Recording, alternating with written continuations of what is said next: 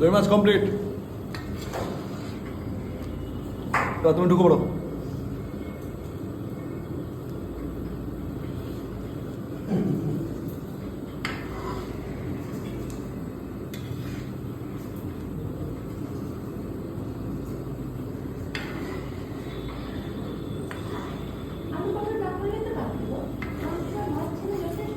খাও না আজকে, কি আছে, নো চিন্তা।